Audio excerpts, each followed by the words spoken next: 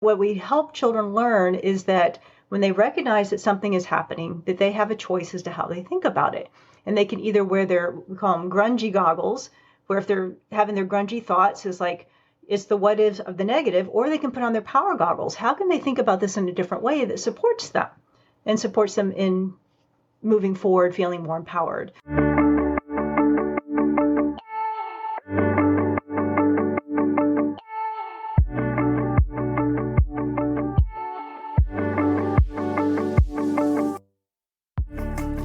Welcome, Revolutionary Mama, to the Raising Wild Hearts podcast.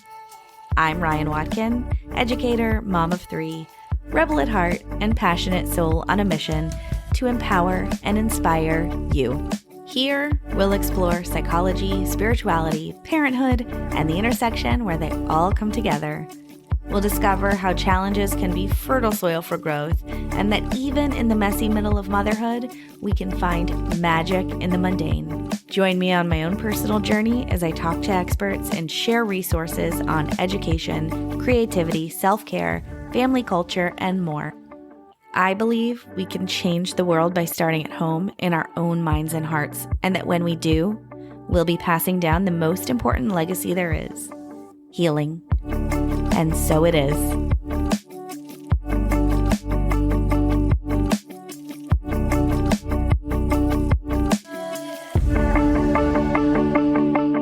Hello, friends. Welcome back to the Raising Wild Hearts podcast. I want you to know that before I start these conversations, every single time I put my hand on my heart and I basically pray that the information, the conversation, that the inspiration will flow through to whoever needs to hear it. I just thought I would share that with you today. It's something I've been doing for almost 2 years since this iteration of the podcast has come out. And actually, I was looking back, and I think the first episode of the Raising Wild Hearts podcast was on March 4th of 2023, I guess. So yeah, I'm about to hit 2 years. So yay for that. I'm super excited and super inspired to keep sharing. I'm doing some work behind the scenes to get a different intro song and to just create a new intro as the pod has evolved. I have a very, very clear idea now of what we're talking about and who this is for. And so that's really exciting. And you know what else is exciting? My conversation with Renaye Thornborrow today. Renaye is leading a worldwide mission to bring life coaching to kids. Yes. Love this idea. Since 2013, her company, Adventures in Wisdom, has certified hundreds of coaches in over 30 countries, helping them create a business they love as a life coach for kids while empowering children around the world. For Renaye, motherhood was the catalyst for turning her lifelong passion for personal development into a powerful, story-based coaching curriculum to help children develop mindset skills for self-esteem, resilience, confidence, self-leadership, happiness, and so much more. Renaye is a personal development expert, member of the International Coaching Federation, and former 3-year board member for the Association of Coach Training Organizations. She is a retired corporate marketing executive and the proud mother of 22-year-old twins, a son and a daughter. This conversation was just full of delight. Like I said, I love this idea of life coaching for kids. One of the things that I realized when I started my personal development journey like 10-ish years ago was I found myself saying, why isn't there this for kids? Why isn't there this for kids? And, you know, much of my parenting, much of our whole life does bring an element of personal development into it. From the music I play to the books I buy and, you know, just like simple stuff like that. But now, and actually for a while. This was, her company, Adventures in Wisdom, was around then. I just didn't find it. So when the student is ready, the teacher will appear. And so here's Renaye. And before we get into our interview, let me just tell you a little bit of what we cover. Obviously, we talk about life coaching. We talk about the difference between life coaching and counseling. We talk about the age group that this is for. I ask how a coaching session looks and feels like, because I was just so curious. I asked about parents coaching their own children. We talk about anxiety. We talk about somatics and body work and so much more. Renaye was a joy to speak with, and it was really fun because, as you know, I love talking to parents of adult kids because, they did it. All right, so I hope you enjoyed this conversation with Renaye as much as I did. Let's just jump in. Please note, the opinions and perspectives of guests on the Raising Wild Hearts podcast do not necessarily reflect the views of Ryan Watkin or anyone associated with the Raising Wild Hearts podcast. Hi, Renaye. Welcome to the Raising Wild Hearts podcast. Hey, Ryan. Great to be here. I am thrilled you're here. And in researching you, I was just getting so excited at the thought of having life coaches for kids because prior to this, my oldest is 10. We had one of our children, we've got 3 kids. We had one of our kids doing some art therapy. And had I found a life coach for her instead, I think I might have gone that route. She was just going through a challenging time. Yeah. And actually, I realized that I had to do much of the work because it was my inability to cope with her challenging behaviors that was causing the quote unquote problem, right? So that was an interesting time. And we've definitely built resilience as a family because of it. And it's all good. But I think the place to start for a lot of parents listening will be what is the difference between life coaching and counseling? I'd love to share that because it's so important for parents to know that this is an option for their children. We've been certifying coaches and bringing life coaching to kids for well over almost 12 years now. And I still have people saying, life coaching for kids, what's that? So I'm so thrilled that we're here sharing with your audience so that more parents can know about this. So life coaching, it's all about mindset development. It's really about helping children learn about the power of their mind, the power of their thoughts, and how that shapes how they experience their lives. And it's really empowering for children to learn these skills. And we also teach them, skill sets like goal setting and that kind of thing as well. But when it comes to coaching and counseling, if you look at mental health on a continuum where we have mental wellness on one end and mental illness on the other end, our counselors and therapists tend to support children more on that mental illness side, really supporting children who are more in crisis or struggling with deeper issues, get back to a state of more normal behavior so they can function in life. And our life coaches are really working more with children who they're mentally well, but they might be struggling a little bit. Maybe it's their confidence or self-esteem or shyness, or maybe they've got a goal they want to go for, or maybe they're struggling with a big change in their life and they're just not dealing with it very well. And it's really about supporting children and being able to navigate those ups and downs of growing up, to be able to proactively support their confidence and their self-esteem so that they base their self-esteem based on who they are versus what's going on outside of them. And just learn how to set and achieve their goals and be who they're meant to be in the world. And we've got some information on our website for parents who aren't quite sure what might be the best route. If you ever have any doubt, like if your child is struggling, if they're self-harming or threatening to harm themselves or others, that's absolutely, you want to get a counselor or therapist involved in that. But if you have a child who's just struggling a little bit with self-esteem or having issues with resilience or big changes or just having a little bit of issues dealing with life, coaching can absolutely support children. And in some cases, we actually have coaches who are part of a child's team where a counselor is involved there as well. Okay. So this is such an important distinction, and thank you, because that's going to help a lot of people discern whether that's right for them. I think it's so interesting because life does throw us these ups and downs, even as a 42 almost year old woman. Like our water heater broke yesterday and I'm like in a puddle on the ground, right? And I'm just like, okay, Ryan, you can do this. You've got this, and just be present. And I'm doing the positive self-talk and the whole thing. Right. And that's just how life is. And so if we bubble wrap our kids and try not to pretend like there are challenges, then perhaps they get to a point where that's, the bubble just pops and they can't handle it anymore. So I Well, you're love, yeah. Yeah, you're absolutely right. Because when faced with challenges and disappointments, most children don't have the skills to handle them. And as a result, they'll get down on themselves. That's going to crush their self-esteem, or they'll give up on themselves. They won't even try things. It's going to crush their confidence. And this doesn't have to happen.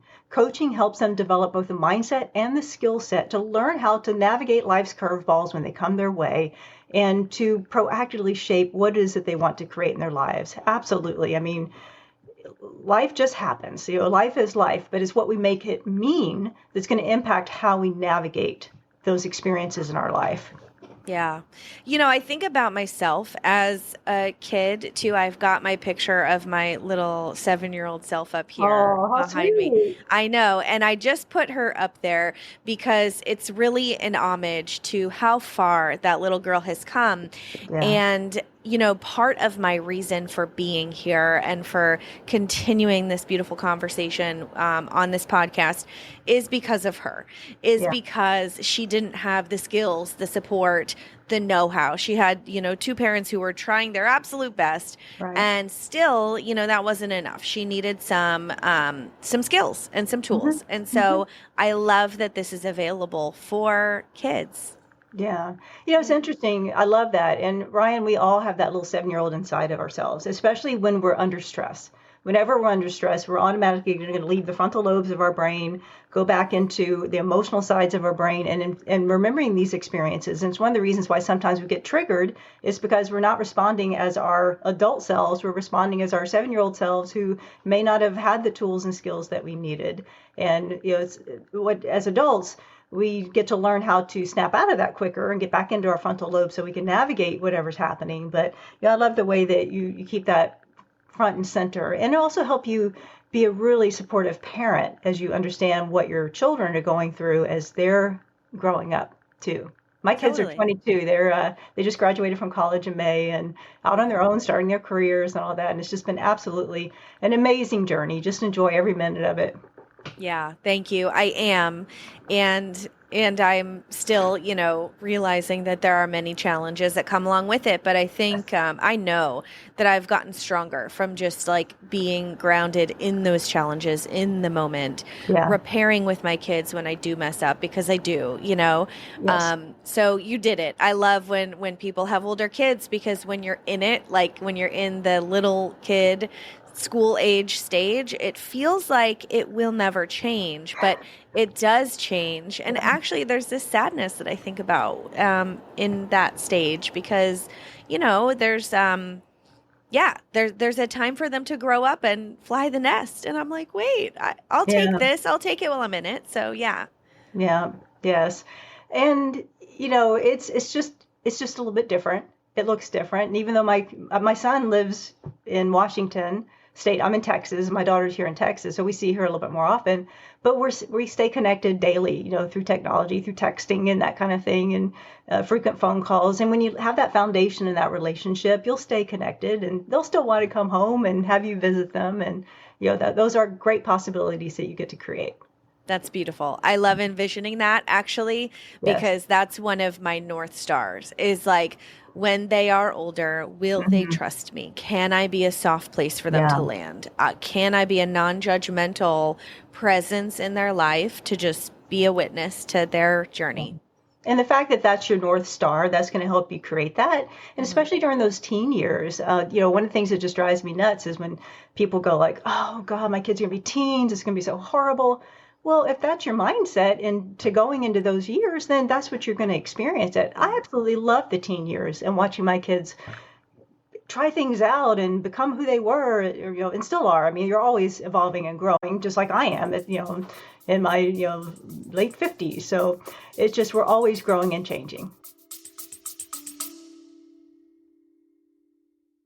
Hey, it's me, Ryan. So, something I do every single day to invest in my growth, besides connecting with the humans on this podcast, obviously, is reading. Reading is where it all started for me. I was 5 when I became obsessed with books, writing them, reading them, collecting them. I love how I can get inspired with new ideas and stories and ways to grow. That's why I ask all my guests what they're reading.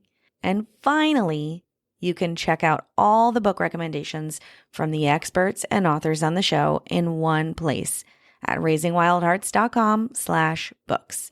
There are some life changers in there like You Are the Placebo, and a few hidden gems like Sacred Motherhood and Living, Loving, and Learning. So if you want to get your hands on your next great read, check out the full list by heading to raisingwildhearts.com/books. Okay, back to the show. Yeah, so true. So tell me why your program uses stories to help facilitate coaching for kids. Oh, wow. We've been certifying coaches and bringing life coaching to kids for, like I said, coming up on 12, 13 years, something like that. And we have coaches all around the world. We found time and again that stories are the most effective way to bring coaching to children. And there's several reasons for that. But the number one is proven brain science.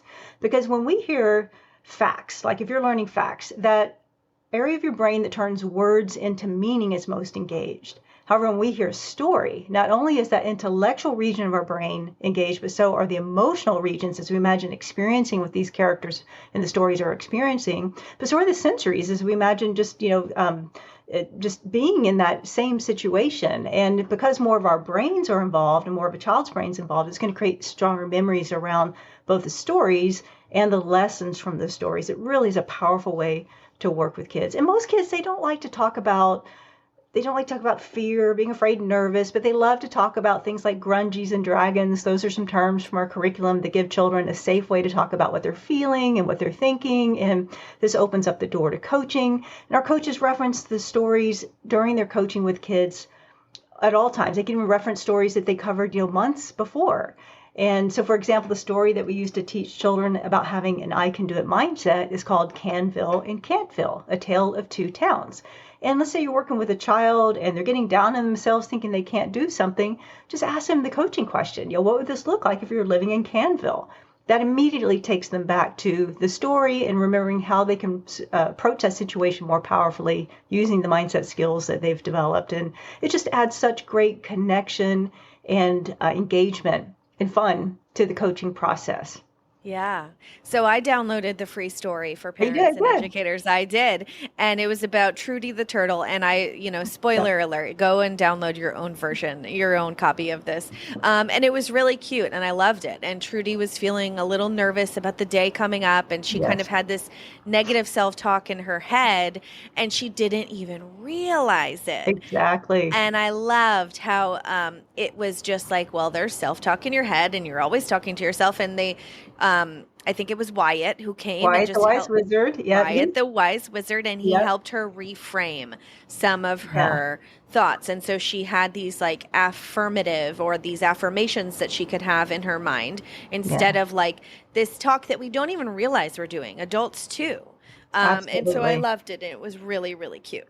I love sharing that story. It's one of the reasons why we give that for free on our website is it really helps people understand what coaching is and how it's different from, say, like, character development or behavioral, support for our children. And, Wyatt the Wise Wizard, he is the mentor in all of our coaching stories. So we teach 27 mindset skills to kids. And Wyatt the Wise Wizard, he's the mentor through all of these different 27 stories. So he's kind of like the glue, and he's our partner in coaching kids.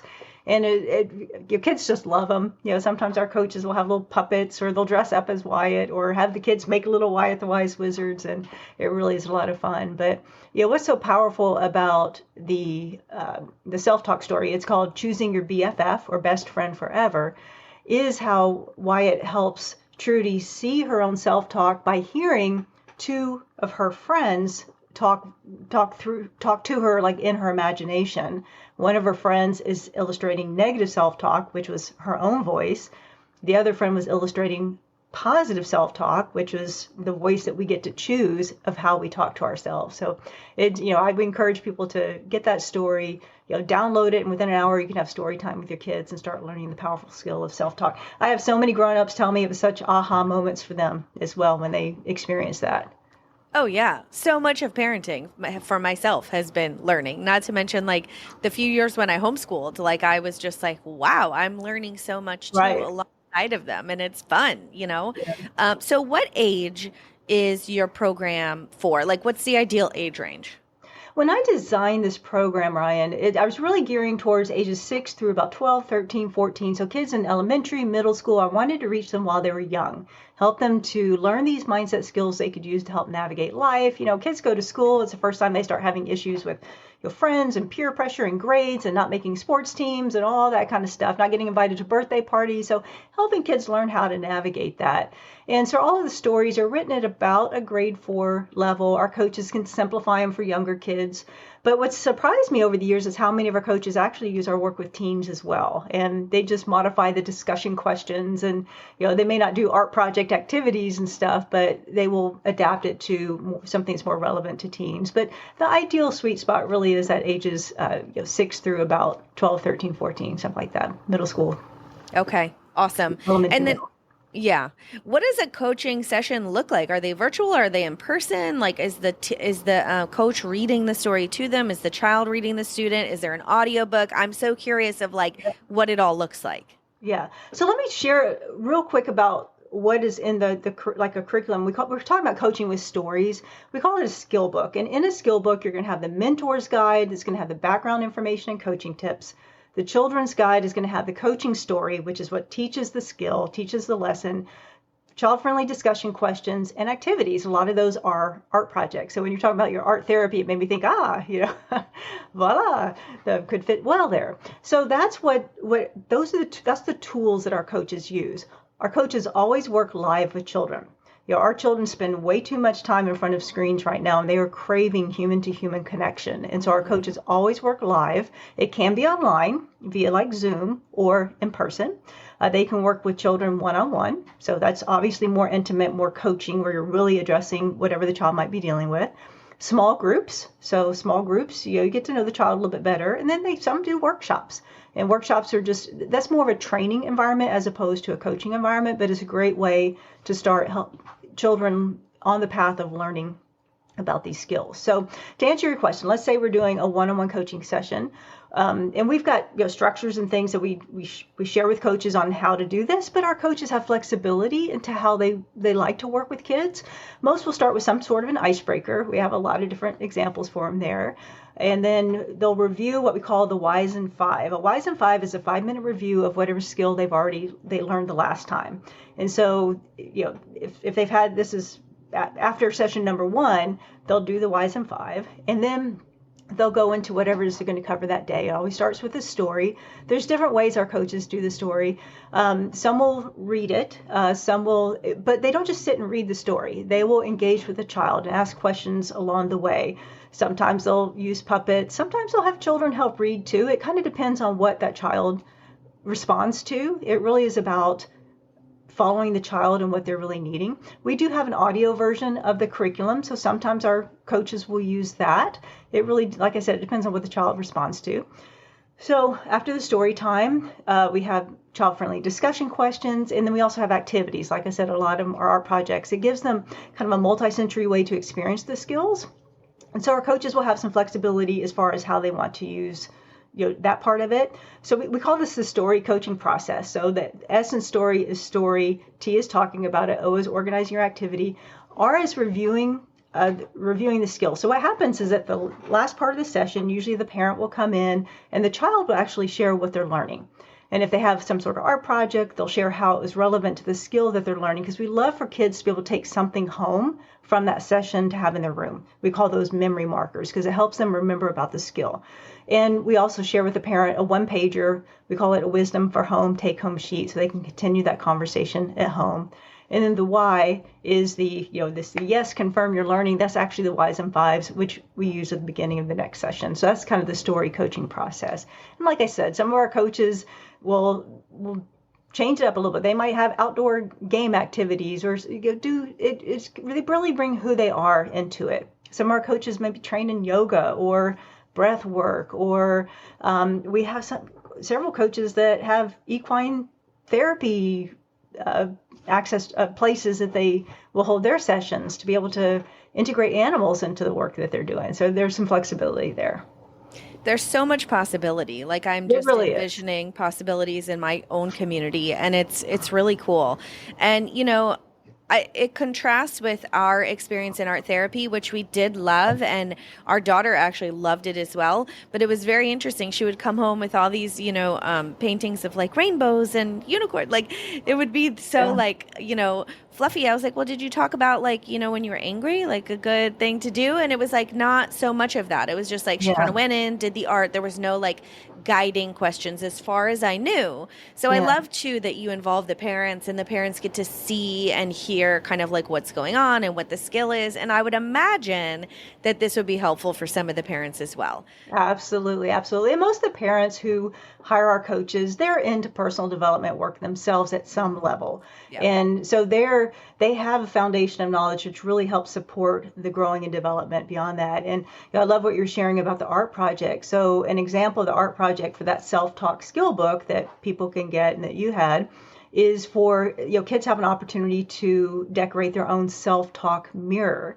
And with the mirror, they can put little affirmations on it if they want to, but it's really a great activity, and it gives them something that reminds them of choosing positive self-talk every time they see the reflection, whether it's that mirror, they're walking past the school window and see the reflection in the window, just to send themselves a positive message every time they see it. So our art projects have a purpose behind them that ties to the skill. Yeah. And I loved that part as well. I think you gave an example of like, when you look in the mirror, like being like, hey, beautiful, or something really simple like that. Yeah. And I was like, you know what, I'm going to do that. Cause sometimes, and I always like kind of forget of them, like, oh, I need to like say like, hey girl, when you look in the mirror. Cause sometimes I'm like, oh, there's another gray hair. Oh, where did that wrinkle come from? Oh, and it's kind of like just automatic. And so to be aware of it and then to get into the habit is so important. It's very important. Yes. Okay. So I love this. What do you think about parents coaching their own children?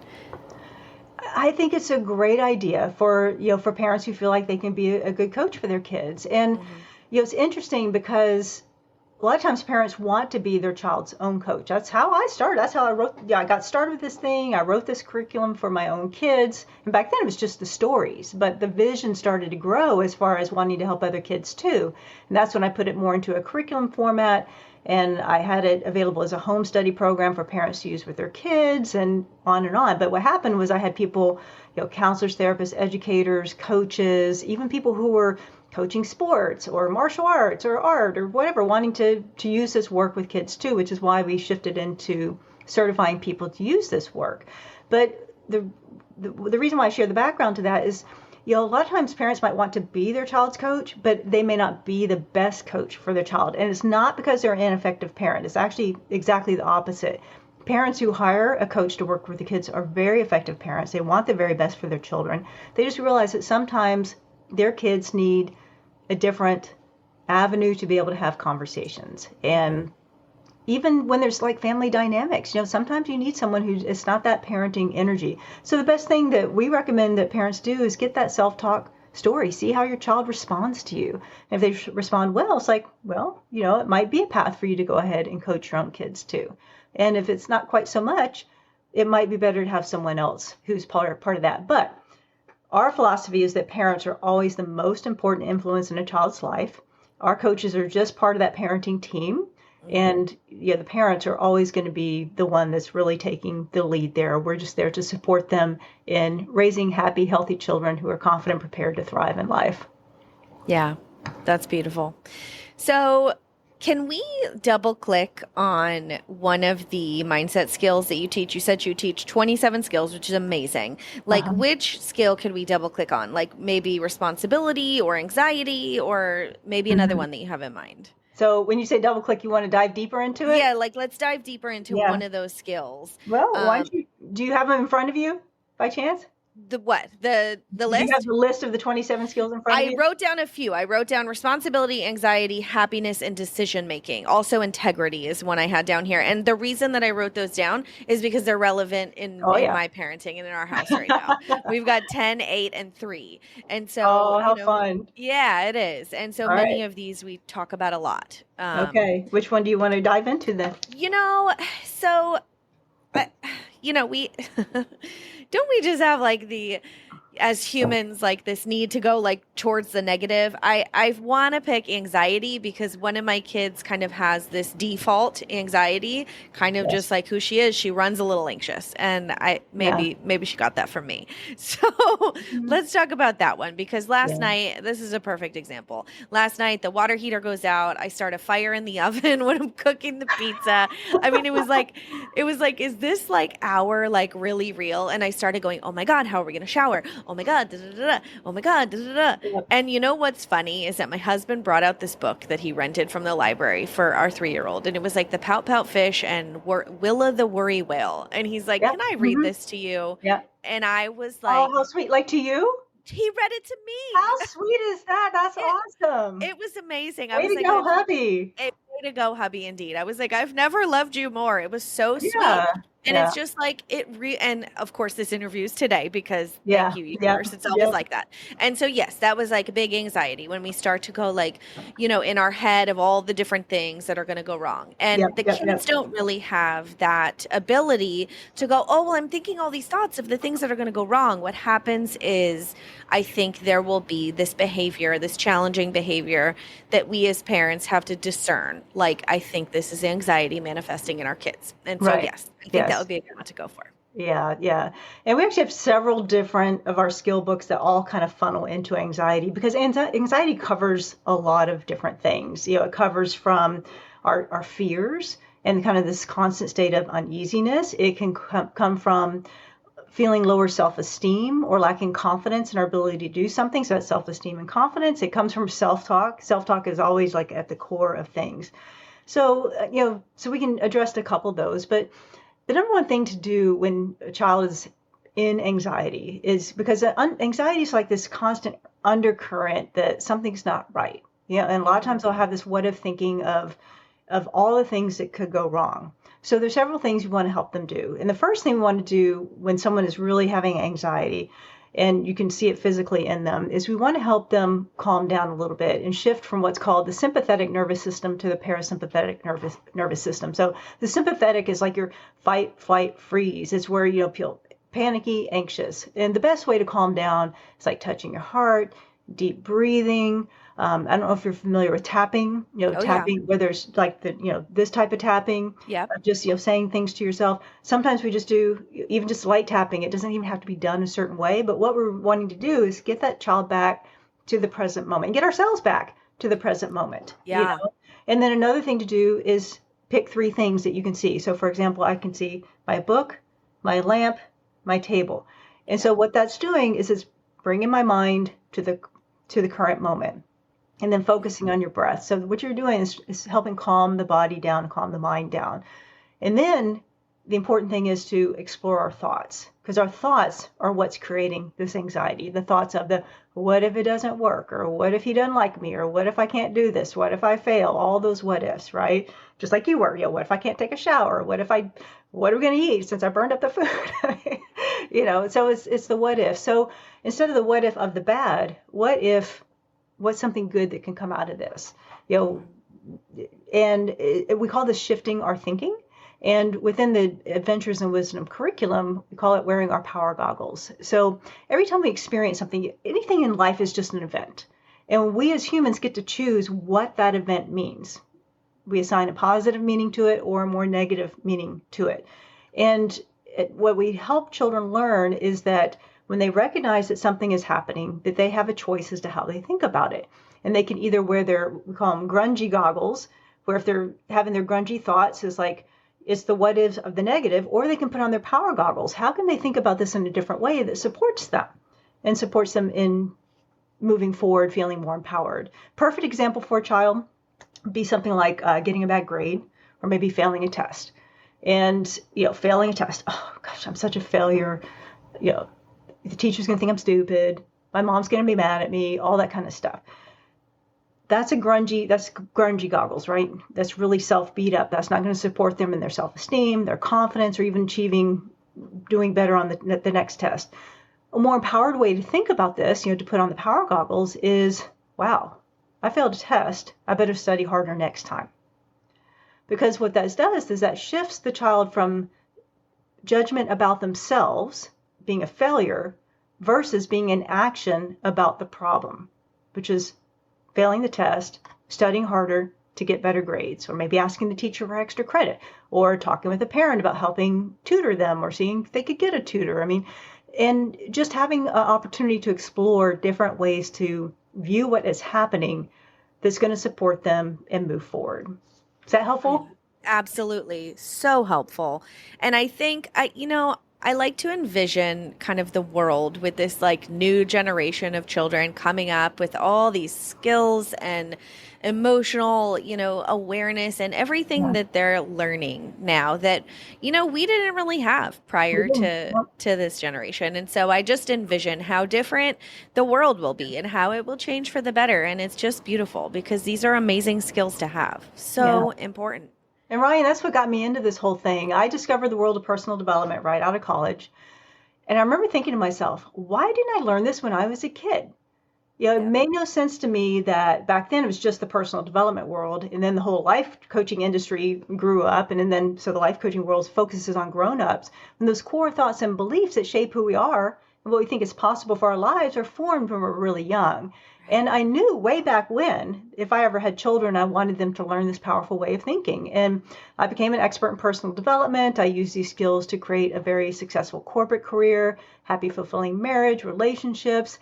And then when I did have kiddos, about 22, 23 years ago, I couldn't find anything out there to help them learn about mindset, about the power of their mind. There's plenty on how to get my kids to behave, a few things on character development, but nothing on mindset development. And that's when I started working on kind of just writing stories and putting things together for them. At first, I just started working with them, but it just seemed kind of boring. And that's, I'm like, I've got to find a different approach. I started writing the stories, and that really was when the magic happened. They just loved the stories. They were learning the concepts, and that's when the vision just kind of grew from there. And that was, years ago. So here we are 20 years later. It's been quite a journey. But you're right. It's so important for children to learn these skills. So important. And as grown-ups too.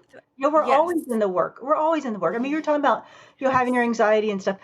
I have it too. It pops up. I don't walk around being this happy person all the time. The important thing is to recognize it and to shift as quickly as possible. And if I have trouble shifting on my own, I'll reach out to someone I trust, whether it's my coach, my sister who also works with me in the company, or someone that I really trust to help me. It's like, look, I'm really struggling with my husband as well. I'm struggling with this. Can you help me? Just like your husband read the book to you. Yeah. Yeah. Yeah, it was so sweet.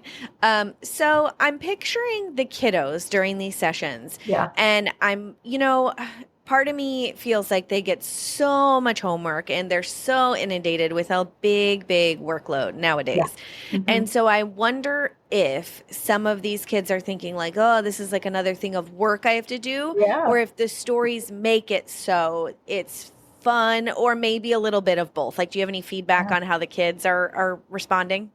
Definitely more on the fun and engaging side. And part of it too, Ryan, is the kids are feeling heard. They get to have that hour with a grown-up who's creating an emotionally safe space for them, listening to whatever it is they're wanting to talk about and share, and supporting them in how to navigate that. And it is so powerful. Like, my sister works within our company, but she also is an active wisdom coach. She has her own client base. And she says she's got kids that just skip into her lessons. They're so excited to come because they're learning about the power of their mind. And for them, it just is so empowering to know that they have tools to deal with fear, to deal with anxiety, to deal with friendship issues, to deal with even issues at home, or deal with managing a big change in life. And it's very empowering to them. I would imagine too that they can tell the difference on when they're using these like power goggles versus the grungy goggles. Like, I can imagine they feel different. And so they come into it going like, okay, I know this is going to help me be happier. I know it's going to help me be more successful. Like, they know that it works. Yeah. Absolutely. Absolutely. Yes. So, we teach children the brain science behind mindset skills, why these skills work, why personal development skills work, so that they will believe and realize that they will work for them as well. And so, for example, one of the things that we teach children is about the neural pathways in their brain. So neural pathways in our brain is how we understand the world. When we first experience something new, we haven't done something before, we don't have new neural pathways. It's one of the reasons why we're going to feel really nervous or anxious, have that anxiety. As we do it the first time, it's going to build a little neural pathway. Do it again, another neural pathway, again, another neural pathway. The more we do it, the stronger those neural pathways become, the stronger it can even create a new comfort zone. In fact, that's how like our habits and our comfort zone actually get formed. And our comfort zone can be a good thing, but it can also be a negative thing that holds us back in life if we're not careful about how we're using it. But we teach children about this so they understand what their comfort zone is, because that will help them understand why they feel afraid when they're going to do something brand new, or they're going to go into a new grade, or if they're not, they haven't experienced something before, there's some sort of a change. They need to, they have this opportunity to build neural pathways. And there's different ways they can do that even before they actually experience it themselves. But we teach them,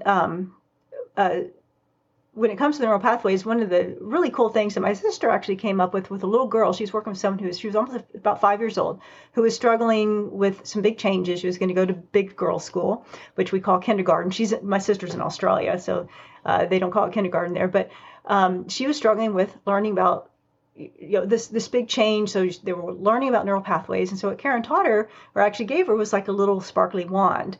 And she said, okay, every time you're thinking about this, just tap your head and remember you're building neural pathways. But then she took it a step farther and said, if you don't have your wand, just tap your head with your finger. And the little girl does that all the time because it's really helping her remember about the power of her mind. It's so powerful. It's so cool. I just love that one. So we actually integrated that activity in for all of our coaches to be able to use, because we want to give kids things that they can use that don't require something external. The little wand, sparkly wand was cool, but you always have your finger with you, right? Yeah. And actually, that was one of the things as you were talking, I was wondering if you guys incorporate any like somatics or body work, because I think so often we're kind of trapped in our minds, right? And so often when we get grounded and we get kind of in our body and we kind of feel like where the emotion's coming from, or like that perception of what it feels like to actually be anxious instead of thinking through it. So I'm wondering if you guys incorporate anything in the body. Our coaches do it different levels. A lot depends on what their training is and what they're comfortable and what they like to do. Like I said, some of our people are trained in yoga and breath work, and they love to integrate the body more and not just the mind. And we do integrate, fun and play, depending on the age, of course, as well. But yes, it's a big part of it, because very few children actually want to sit there and just learn for an hour. Right. Like that, right? It's always engagement and questions and experiences as well. Right. And I taught a leadership class for girls last year, and it was really fun. Yeah, it was. I had a group of, I want to say it was 8 or 9 girls, and it was just so sweet. And like, it was funny because it was an hour and a half. I think it was an hour and a half. And I could tell everybody kind of started to get a little like antsy, and we would get up and we do like a circle where one person would come in the middle and do like a cartwheel or whatever. And that was like their favorite part of the whole thing. Right. Yep. It was just like standing in the circle, kind of like dancing and then like kind of doing the moves and working with the body.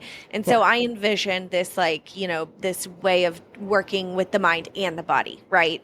Absolutely.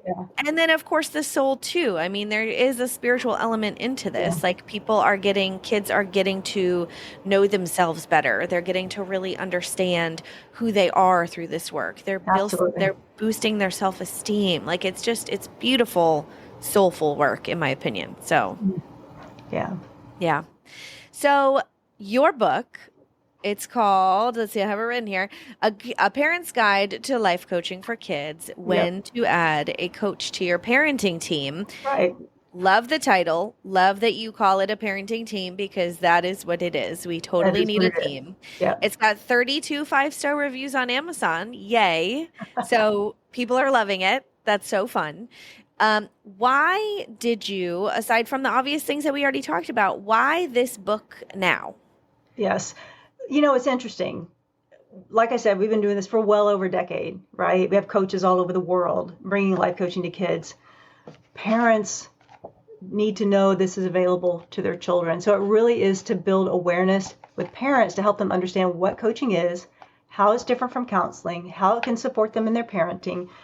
We have this book. It's designed to be a very quick read. Lots of good spacing and call out boxes and case studies too. So you can see success stories with kids and really understand how coaching can support kids. So the reason why is to help build awareness amongst parents that this is available. Our coaches are using this. They're giving it to parents. They're using it in their community. Whenever they have booths, that type of thing, they have it out too, just to help parents understand that this is a thing. It's available to support their children in being who they're meant to be in the world. Yeah. And I think too, so much of it is like word of mouth. I mean, I'm going to talk about this interview to my entire network. I'm going to put it out, of course. And I think that awareness is so important. So get the book and talk to your friends about it, basically. It's important because our children are important. Our children are so important. Yeah. They are so important. Yeah. And like when I say that, I it can be perceived as like I'm talking about my own kids, and I'm not. I'm talking about all of our kids, all of them, So this is beautiful work. This is impactful work. I so appreciate your mission and this legacy that you are building right now because it's important. So aside from the book, of course, where can we find you and follow you and learn more about your amazing offers? Oh, I'd love to invite you to visit our website, adventuresinwisdom.com. Up there, there's 3 key tabs there. One is, it says free story. That's where you can get a copy of that self-talk skill book that we talked about earlier. Download it today, have story time tonight, and help your children start learning the powerful skill of self-talk. That's a freebie on our site. If you're a parent and you're curious about whether or not coaching could support your child, we have a tab that says for parents. There we actually have a whole long web page that shares all about what coaching is, how it can support your children, some of the things that we've been talking about today. And if you think that you would want to work with a coach, we have our coach directory there, as well as a form that's called Connect with a Coach, where you can fill it out, explain what the situation is, and coaches who feel like they would be a good fit can respond to the parents, and then it's between the parent and the coach as to whether or not they want to move forward together. And if you're someone who thinks that, wow, this could be a great career or side business for me, and you're interested in maybe being a coach, we have a tab that says be a coach, be a coach. And there's an overview there about our service and how we support coaches. For us, it's very important for our coaches to be successful on the coaching side and the business side. Because when they're successful on the business side, more kids are going to get coached and they get to do their work in the world. So you'll hear all about how we support you on both the coaching side, so you get real results with children, life-changing results with children, as well as the business side, so that you can get clients and know how to say what you do and package and price your services and have those conversations with parents and grow your coaching business and really have a business that you love. So that's really what it's all about. So those are the key things there on the website, just adventuresinwisdom.com. Yeah, amazing. I already sent that link to somebody I know who's near and dear to me, actually my sister. Awesome. She has been an educator for a really, really long time. And we have a lot of educators join us. I heard. And she's starting to think about some sort of like retirement things. And I'm like, oh my God, you would be so good at this. So I already sent it to her. And I, told her that the interview will be coming out soon and everything. So yeah, totally. Yeah. So as we wrap up now, I'm going to ask you the 3 questions I ask everybody at the end of the interview. And the first one is, what's bringing you joy today, Renaye? What always brings me joy is my family. Absolutely my family. And one of the things that I do every morning with my kids, even though they're 20 years old or 22 years old and away from home, is there's something on our website. It's actually underneath the 4 parents. It's called Lunchbox Notes. It's a freebie. And on Sundays, you get 5 notes that you can share with your kids. You can either literally cut them out and put them in their lunchbox or just share with them. My kids, they've been away from home for 6+ years because there's college and then what they're doing now. And so I text it to them. So every morning, that's what I did. In fact, right before we got on the call, I had done that and I read what brings you joy. I said, that brought me joy, was sharing that lunchbox note today. That's so cute. Yeah, yes. I love that idea. I get my phone. I'll share with you which one it was. Oh, good. Yeah. Do your kids still love getting them? Yeah, my son responded, that's a great lunchbox note, Mom. I was just thinking about, oops, hang on. I didn't see the rest of it. Let's see. Let's see here. Okay, the lunchbox note was, this was from Lao Tzu. And this one's, they're a little bit older, so you may not do this one to a 5-year-old, but a man with outward courage dares to die. A man with inner courage dares to live. And then for me is, then I always have my own little message. So go for it in life today and every day. Love you so much. And then my son responded, great lunchbox note, Mom. Just thinking about how I haven't talked with y'all in a couple of days. Miss you. Let's talk tonight. Love you and thinking about you. Yeah. My son, he's very unusual for a man, which is great. He is so communicative, and we talk all the time, text all the time, which is really, really great. Oh, I'm crying. I love that. You have it too. Yes, I know for sure. I mean, that's like a parent's dream. In my opinion, that's like the dream. That's amazing. Oh, he's a wonderful man. I'm just so proud of the man he is. Oh. And my daughter, so proud of the woman she is too. Yeah. Amazing. The second question is, what, if anything, are you reading? Ooh, this is a good one for your audience. And your child's 10, and you may have already read this one, The Anxious Generation. Oh, yeah. That's been on my list for a while. Oh, my goodness. Yeah. Yep. Put it to the top of the list. Yep. I've heard about this book for a little while, but I finally have started reading it. I'm only about 20% of the way into it. Yeah.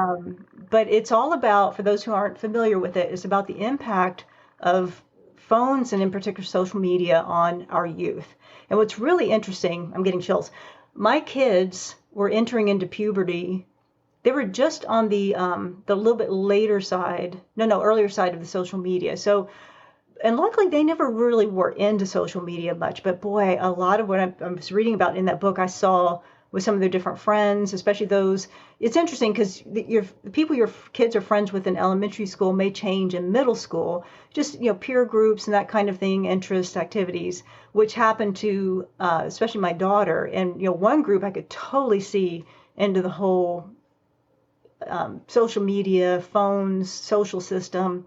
My daughter took a little bit different path, thank goodness. But let me tell you something, that is a must-read book for all parents to really understand the impact of phones and especially social media on our children. Yeah. It's critical. It's one of the reasons why you're seeing the conversations in the news about restricting phones in schools. Yeah. And, I guess it's mostly in schools. It's not just a U.S. issue. U.S., Canada, UK, there are a lot, Australia are looking at this because it's having such a huge impact, negative impact on the mental health of our children. Yeah. I believe that. Yeah. You can tell in adults even, like it's apparent. And fortunately we chose Waldorf education for now for our kids, and that in that philosophy they don't use technology in school till much later, like late middle school, early high school. And so parents are urged to sign a technology agreement that you basically will use very little to none at home. And so we have kind of vowed ourselves, even before this school choice, that we would not do a cell phone for a long time. And I know there will come a point where it is a serious conversation, but it's not even like on the radar yet. Thank goodness. And it's so easy and it's so like commonplace. Actually, my husband and I were just looking at it's like almost time to like upgrade our phones. And it's like, add a line and get da-da-da. And I was like, parents are just going, let me add this line to get this this other free phone and make it easy. Like I've heard conversations like that. Like, well, the phone was free and all we had to do was upgrade and get another line. And it's like, wait a minute. So yes, I'm glad that you mentioned that book again, because that has been on my radar for a really long time. And Ryan, it's important, and it's an important conversation for homes too. And part of, our kids got their phones when they were about to they were entering into middle school. Mm-hmm. They were riding the bus, new activities, need to be able to get a hold of us. But the summer before, especially my daughter had been left out of a lot of social activities because she was the only one who didn't have a phone. Mm-hmm. So there are real conversations to be had in issues, with that's all part of it. It's not as easy as just saying nope, no phone, or yes. Right. There's reasons to have them and reasons not to have them, but it really is about educating our kids about it and helping them understand. Years ago, when this stuff was just coming out, we didn't know. We didn't have the research. We didn't have the impact and see the impact on mental health. Now we do. Now we do know. Yeah. And from what I heard, the book is research heavy. Like they've got actual statistics. Yeah. Yes. Okay. Very research heavy. Great. Yeah. So put that on your list, everybody, if it's not already on it. And then the last question I have for you, Renaye, is who or what has taught you the most? Being a mom. Absolutely, being a mom. I always say it's the greatest personal development journey you'll ever have. Amen to that, sister. Yes, being a Yes, mom. it Absolutely. is. Yes. Oh, Yeah. thank you so much again for being here. Thanks This for was a having me, Ryan. It's been fantastic such a conversation. joy. Hi again, friend. If you're listening to this, you made it to the end of a Raising Wild Hearts episode. Yay! Make sure you're subscribed to the podcast so you can hear more amazing conversations just like this one. And here's the deal. If you made it this far, go ahead and hop down on your podcast app and rate and review the show. Your words and 5 stars truly mean the world to me. Thank you for your support of the show. Thank you for showing up and listening week after week. I will be dropping new episodes every Monday, so tune in then, and I will talk to you soon.